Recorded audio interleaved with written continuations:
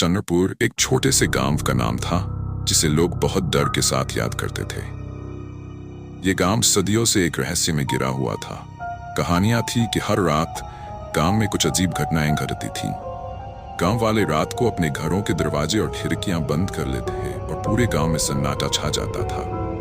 जो भी इस गांव में लंबे समय तक रहता उसे अजीब अजीब सपने आते थे और वह धीरे धीरे पागल हो जाता था। यहाँ तक कि कोई बाहर से आता और एक रात रुकने की कोशिश करता तो अगले दिन वह लापता हो जाता था। ऐसा नहीं था कि गांव वाले डरपोक थे, पर वे खुद इस रहस्य से तंग आ चुके थे और इसका सामना करने की हिम्मत नहीं जुटा पाते थे। आदित्य, एक युवा पत्रकार जिसने इस गांव के बारे में सुना था, उसे इस रहस्य का पर्दाफाश करने की जिज्ञासा हो आई। उसने तय किया कि वह चंद्रपुर जाएगा और खुद देखेगा कि इस गांव में क्या सच है। वह एक दिन शहर से निकलकर सीधे चंद्रपुर पहुंचा। गांव में कदम रखते ही उसे अजीब सा सन्नाटा महसूस हुआ। चारों ओर बेजान सड़कों और बंद दुकानों के दृश्य थे। उसने एक पुराने घर के बाहर खड़ा होकर गांव वालों से इस गांव के बारे में पूछा, लेकिन हर किसी ने उसे नजरअंदाज कर दिया। आदित्य को समझ में आ गया कि यहाँ कुछ गड़बड़ है। वह एक पुराने हवेली में रहने का निर्णय लेता है जो गांव के एकदम बाहर थी। हवेली के बारे में कहा जाता था कि यहाँ पर कई लोग लापता हो चुके थे।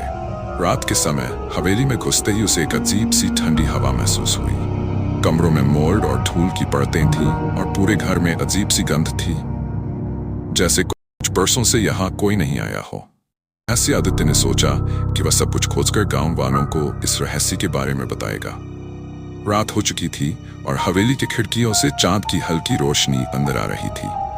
तभी अचानक उसे एक खटके की आवाज सुनाई दी, जैसे कोई उसके पास आ रहा हो।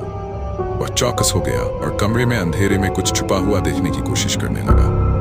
तभी उसने देखा एक साया धीरे धीरे उसकी ओर बढ़ रहा था। साया एक पुरुष का था, लेकिन उसका चेहरा धुंधला था। आदित्य डर के बजाय इस रहस्य का पीछा करने की सोचता है। वह साये के पीछे पीछे चलता गया।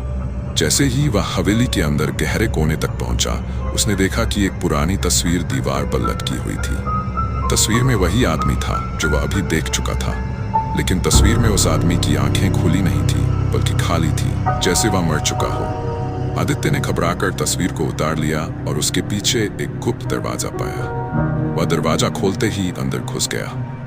अंधेरे में उसे एक पुरानी पुस्तक मिली जिसमें चंद्रपुर की और हवेली की एक डरावनी कहानी लिखी थी।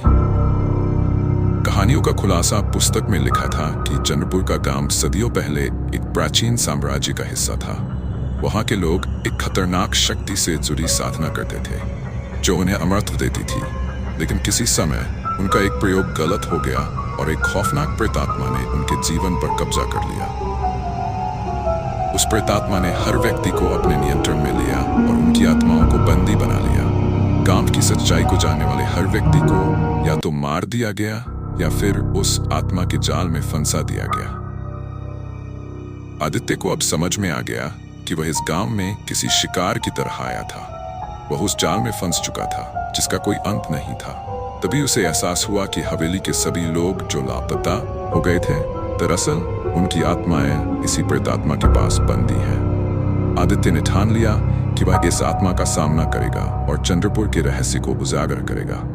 जैसे ही उसने पुस्तक में लिखे मंत्रों का उच्चारण किया, एक तेज और भयावह आवाज सुनाई दी। अचानक हवेली के कमरे का दरवाजा जोर से बंद हो गया और एक ठंडी हवा घुस आई। आदित्य ने देखा वही साया अब सामने खड़ा था, लेकिन उसकी आंखें जल रही थी और उसका चेहरा पूरी तरह से बदल चुका था। ये वही प्रेतात्मा थी जिसने गांव के लोगों की आत्माओं को बंदी बना लिया था। आदित्य ने डरते हुए मंत्रों का उच्चारण किया और प्रेतात्मा से सामना किया। कुछ क्षणों के लिए हवेली में सन्नाटा छा गया और फिर प्रेतात्मा की आवाज गूंज उठी, तुम मेरी शांति को भंग कर रहे हो, लेकिन अब तुमसे पीछा नहीं छूटेगा। आदित्य ने अपनी सारी ताकत लगाकर एक अंतिम मंत्र पढ़ा और एक तेज रोशनी में प्रेतात्मा गायब हो गई। हवेली की दीवारों से खून के धब्बे धुल गए और गांव में एक शांति का माहौल छा गया। अगले दिन आदित्य ने देखा कि गांव के लोग अब सामान्य हो गए थे, जैसे कुछ हुआ ही न हो।